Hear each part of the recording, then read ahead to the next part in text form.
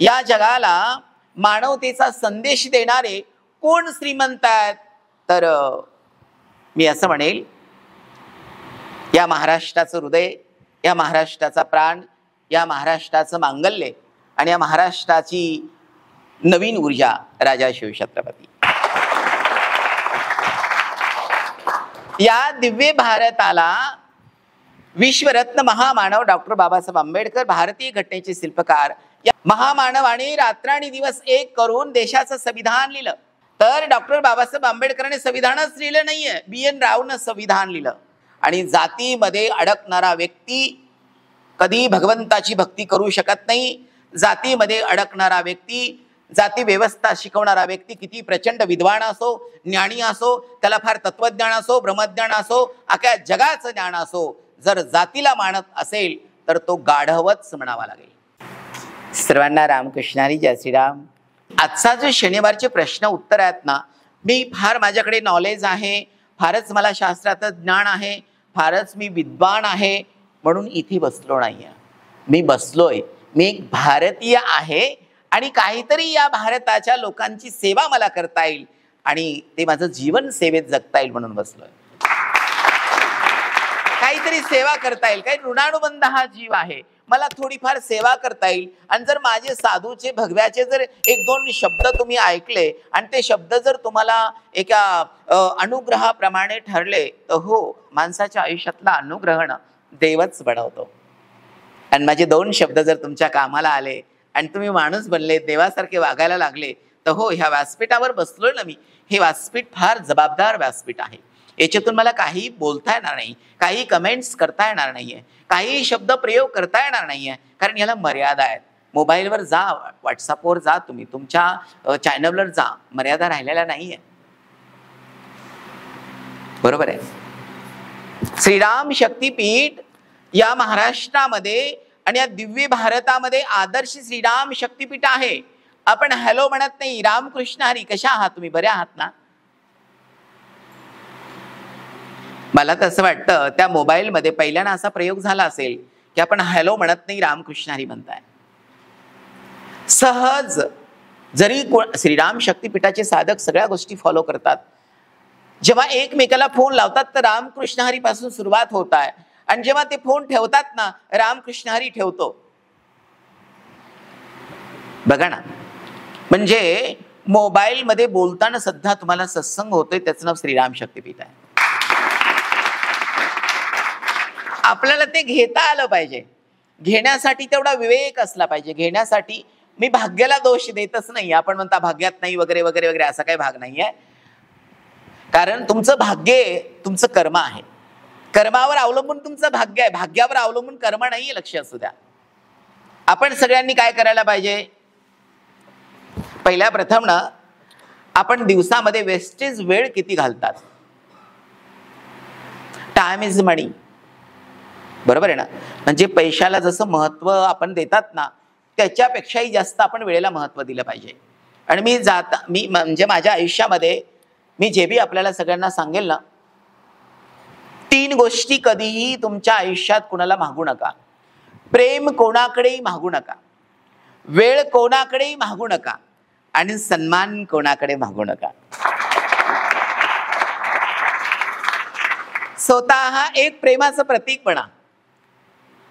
हो, स्वतःही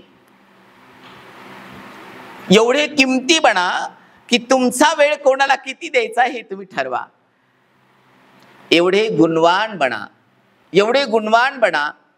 गुणवान माणूस धनवान असतो, धनवान माणूस गुणवान असतो असं काही सांगू शकणार नाहीये मी, पण गुणवान माणूस धनवान असतो आणि धनवान माणूस नेहमी श्रीमंत असतो. आणि मग तो कसा श्रीमंत असतो? हो, या भारत देशामध्ये दिव्य महापुरुष या जगाला मानवतेचा संदेश देणारे कोण श्रीमंत आहेत? तर मी असं म्हणेल, या महाराष्ट्राचं हृदय, या महाराष्ट्राचा प्राण, या महाराष्ट्राचं मांगल्य आणि या महाराष्ट्राची नवीन ऊर्जा राजा शिवछत्रपती. या दिव्य भारताला विश्वरत्न महामानव डॉक्टर बाबासाहेब आंबेडकर, भारतीय घटनेचे शिल्पकार, या दिव्य पुरुषाने 395 कलमाचं संविधान या भारताला दिलं.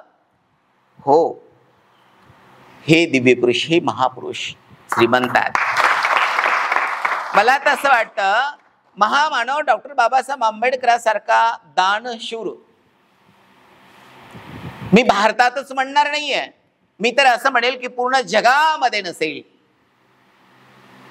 महामानवासारखा दानशूर महामानवाने असं काही तुम्हाला दान केलेलं आहे की त्या दानाने देशाची सुव्यवस्था चालते, देशाचा पूर्ण कारभार चालतो.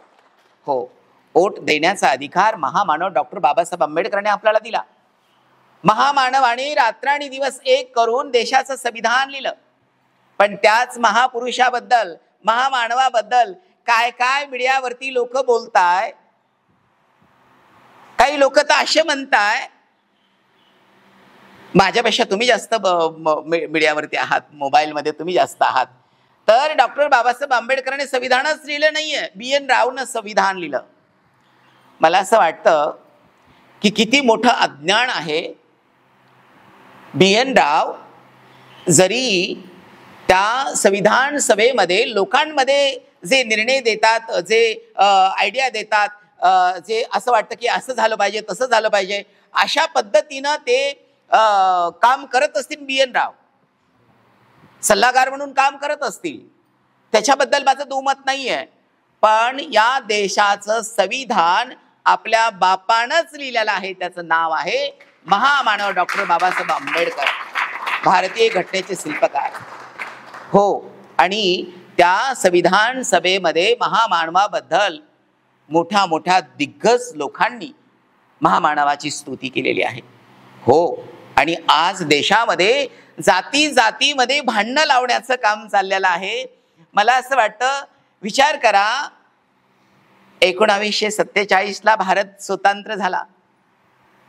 किती वर्ष झालं सांगा. आता विचार करा, संविधानाच्या अगोदर जेव्हा इंग्रजांचं शासन होतं, जेव्हा मोगलांचं शासन होतं, तेव्हाचं जीवन बघा. आता तुम्ही माझ्या समोर सगळे बसलेले आहात, आणि संविधान महामानवाचं आल्यापासूनचं जीवन बघा, तुम्ही माझ्या समोर आहात.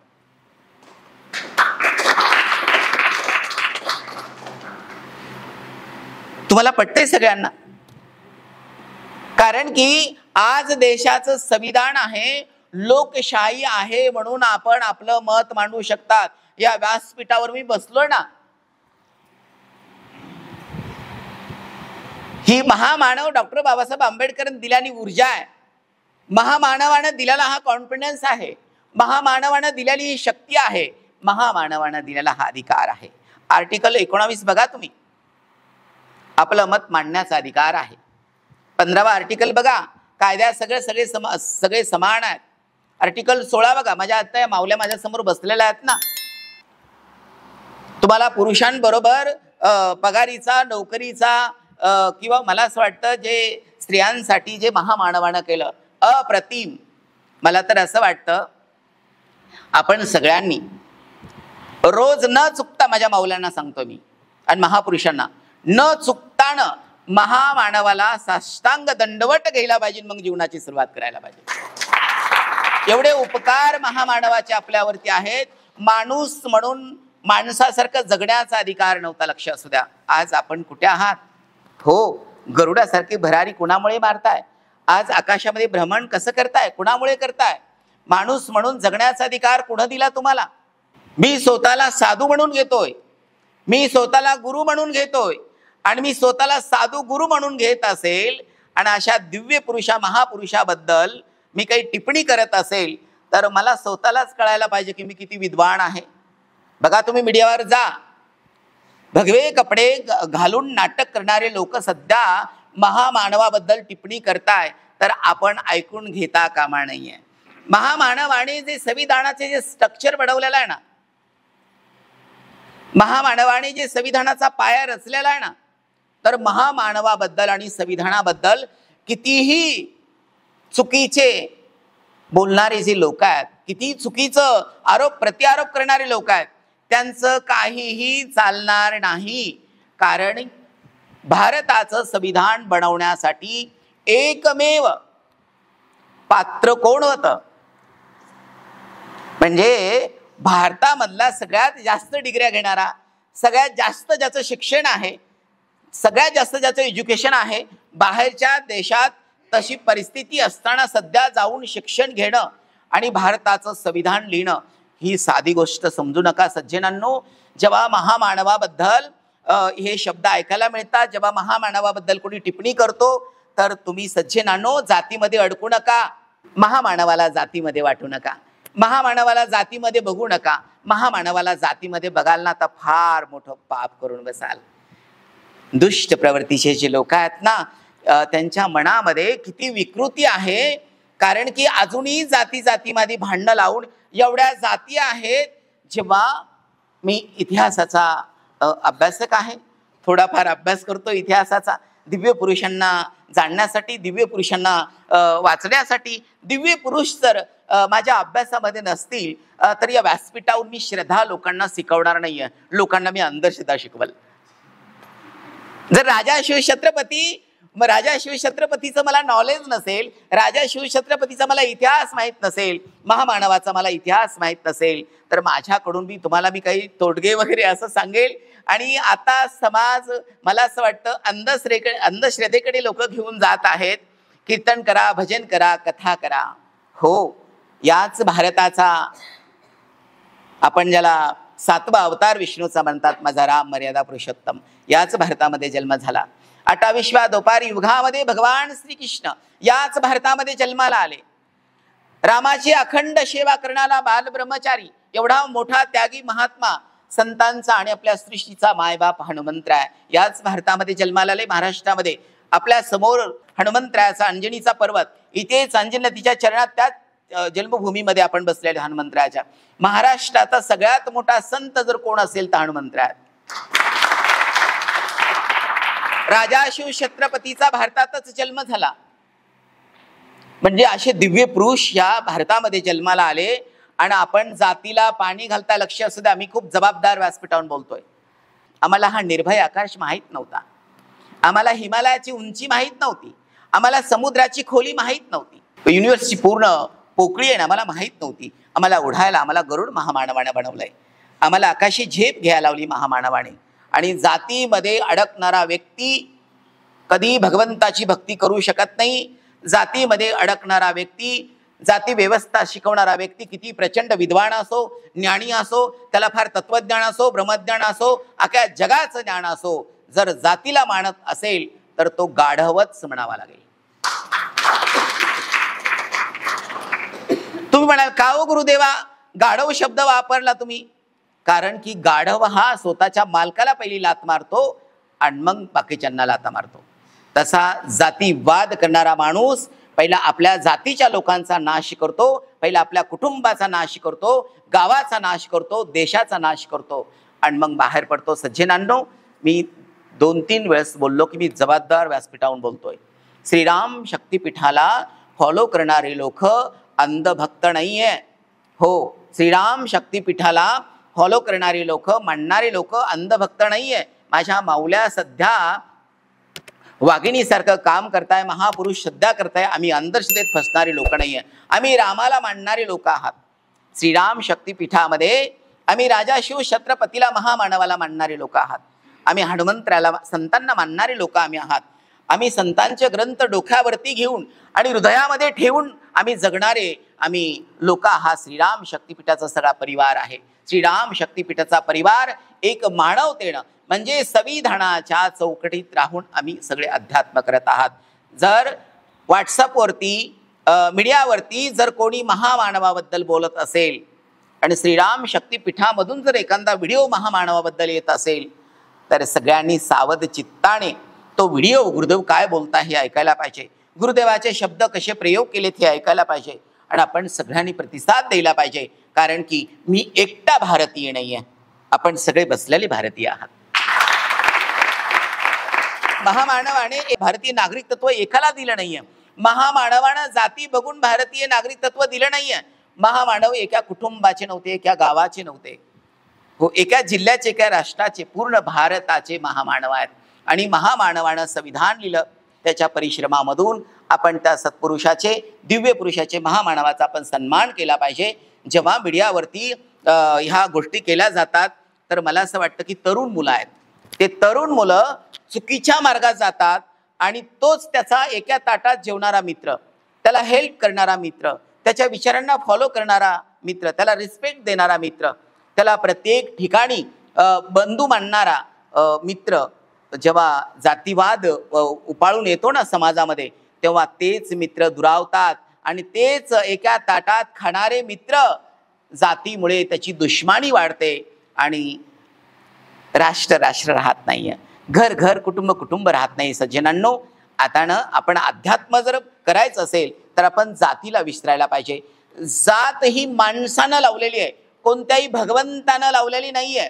आणि देशातला प्रत्येक ग्रंथ माणसानं दिलाय आणि त्या ग्रंथामध्ये माणसानं जात टाकली, देवानं टाकली नाही. म्हणून काही लोक काय म्हणतात, जातीवाद करतात म्हणून मी काय देवाला मानत नाही, मी काय मंदिरात जात नाही, मी काय नामचिंतन करत नाही. अरे बाबा, देवाचा काय दोष आहे?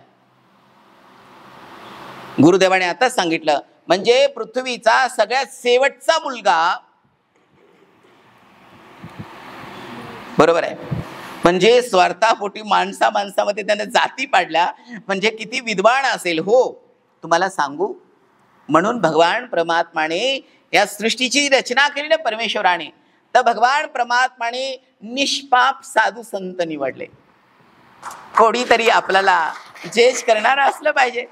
जीवन जगत असताना, मनुष्याचं जीवन जगत असताना जर आपल्याला जज करणारे कोणी नसतील तर आपण कसं काय जीवन जगायचं, सांगा ना. हो, आपल्याला जस्टिस हवा आहे, आपल्याला न्याय देवता हवी आहे. आणि मी तर असं म्हणतो की महामानव डॉक्टर बाबासाहेब आंबेडकर या दिव्य भारताची न्याय देवता आहे. आपण नेहमी प्रणाम केला पाहिजे, आपण नेहमी सन्मान केला पाहिजे.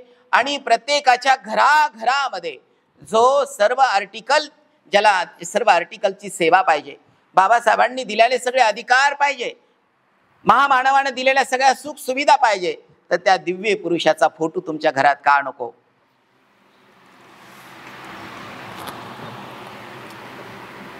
का बरं नको सांगा?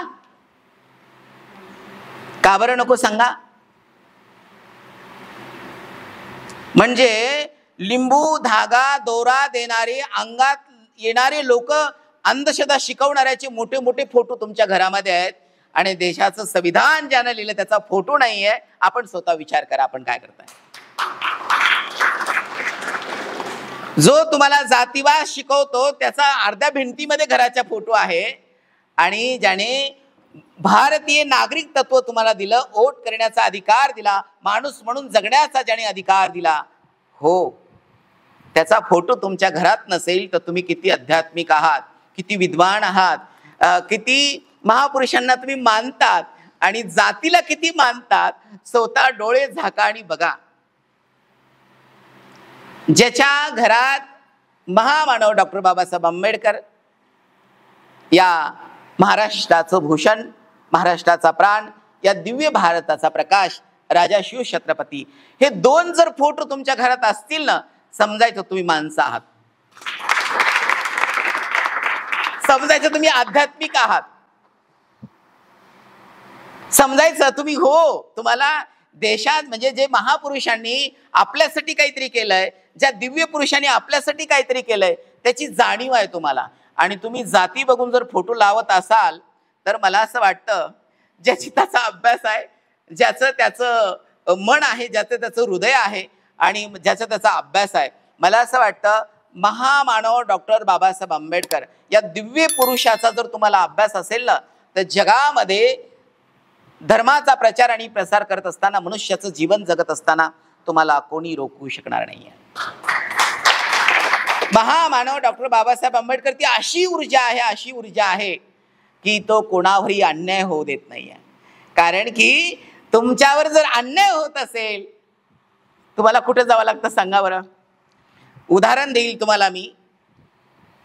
जर एखादा तुमच्यावर अन्याय झाला, तुमचे भानगडी झाल्या, भांडणं झाले, शेतीचं भांडण असेल, भावाभावाचे भांडणं झाले, किंवा इतर तुम्हाला रस्त्यावरती रस्त्यानं चालता चालता एखादा ऍक्सिडेंट झाला, तुम्ही पळत पळत इथं येऊन माझ्या पुढे जसं लोटांगण घेतलं आणि गुरुदेव कृपा करा, मी काहीच करणार नाही. मी सांगेल एक काम करा, पोलीस स्टेशनला जा. मी आशीर्वाद देईल तुम्हाला, पण पोलीस स्टेशनला जा. पोलीस स्टेशनला जे न्याय मिळेल ना ते इथं बसून मी देणार नाही. पोलीस स्टेशनला जे तुम्हाला न्याय मिळेल ना ते मी इथे देणार नाहीये. मी अंधभक्त नाहीये, लक्ष असू द्या. मी लोकशिक्षकांना वाचलेलं आहे, मी दिव्य पुरुष वाचलेत, आणि हे श्रीराम शक्तिपीठाकडे मला माहित आहे सगळ्यांचे डोळे माझ्याकडे आहेत. हो, सगळं जग मला बघतंय, चाहे माझ्याकडून विसरून जाते काही गोष्टी. हो, माझं लक्ष नाहीये कुणाकडे. माझं लक्ष कुणाकडे सांगू तुम्हाला? माझं लक्ष दोनच गोष्टीकडे आहे. माझ्या देशातला जातीवाद गेला पाहिजे आणि अंधश्रद्धा पळून गेली पाहिजे, लोक आध्यात्मिक झाले पाहिजे. माझं एवढंच लक्ष आहे. आणि म्हणून आपल्या सगळ्यांना मी एवढंच सांगू इच्छितो की मीडियावर बघत असताना सज्जनांनो, माझ्या माता भगिनींनो, जातीवाद करू नका. जर एखाद्याचा व्हिडिओ येत असेल, बाबासाहेबांना चुकीचं म्हणत असेल, महामानवाबद्दल चुकीचं बोलत असेल, तर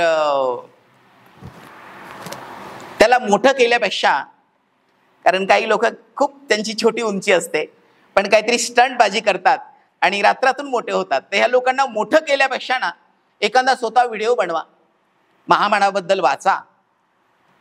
महामानव डॉक्टर बाबासाहेब आंबेडकर मसुदा समितीचे अध्यक्ष होते. त्या समितीमध्ये 7 लोक होते आणि 7 लोक म्हणतात की मग बाबासाहेबांचे एकटे होते, म्हणजे डॉक्टर बाबासाहेब आंबेडकरांनी संविधान लिहिलं का? हो, एक एक एक एक साही लोक गायब झाले. कारण की एकाने राजीनामा दिला, त्याच्या बदलीवर एक आला, 6च राहिले. एक मेला, त्याच्या बदलीवर कुणी आला नाहीये. एक देशाच्या कामात गुंतला, तो आला नाहीये. दोघं आजारी होते, दिल्लीपासून दूर राहायचे, ते आले नाहीये. असे करता करता 6 मेंबर गायब झाले आणि तो सगळा भार महामानव डॉक्टर बाबासाहेब आंबेडकरावरती आला. आणि रात्र दिवस महामानवाला मधुमेह म्हणजे शुगर होती. म्हणजे एवढा मोठा आजार असताना सध्या त्या महापुरुषाने रात्र जागून देशाचं संविधान लिहिलं. मला असं वाटतं त्याच्या आभार मानल्यापेक्षा वाईट विकृतीचे लोक त्या महामानवाची बदनामी करताय, ही देशाची शोकांतिका आहे.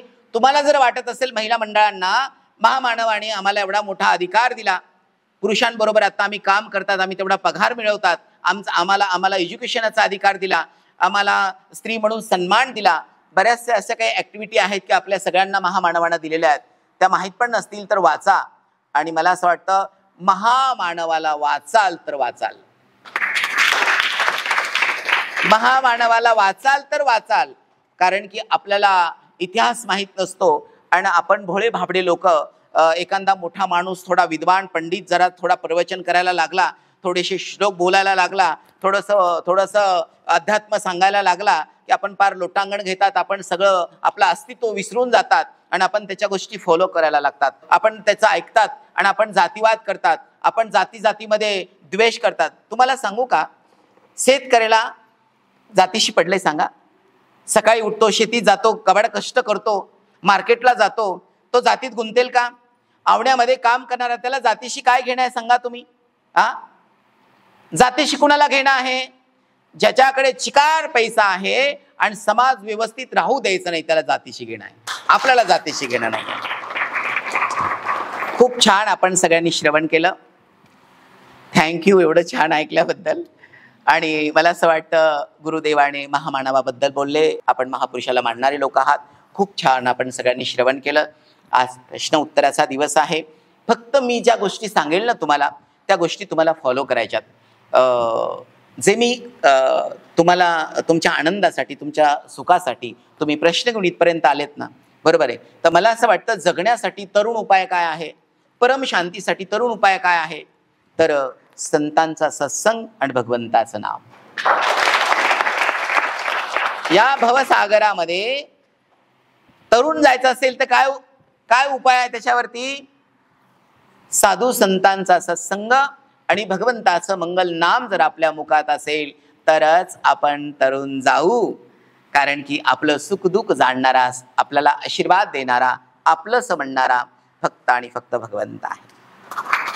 हनुमंतरायाकडे विनंती करेल, भगवान परमात्मा आपल्या सगळ्यांना उदंड आयुष्य देव, आरोग्य चांगलं देव, सगळ्यांच्या मनोकामना पूर्ण करो आणि तुम्ही जे जे मागाल ना ते तुम्हाला प्राप्त हो.